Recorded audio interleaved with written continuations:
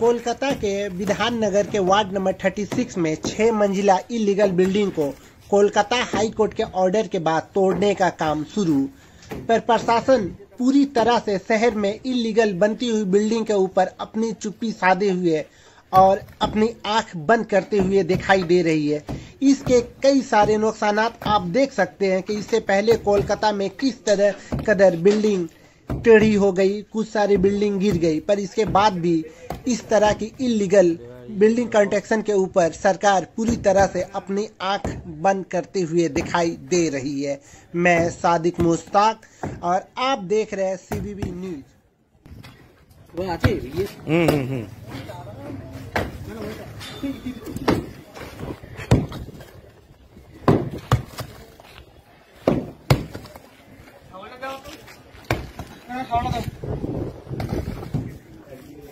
অনেকক্ষণ টাইম লাগবে না নাম তুলে দিতে তখন বিসর্জন দিতে ডিপার্টমেন্টের জয়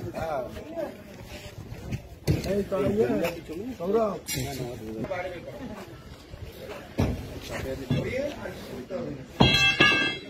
হয়ে গেছে তো ছবি হয়ে গেছে মোবাইলটা দাবিয়ে ওই ওই ঘরে আসলে কাজ আছে না ওটা দাবিয়ে বাইরে বাইরে আমাদের নাম হচ্ছে এখানে দাগাটা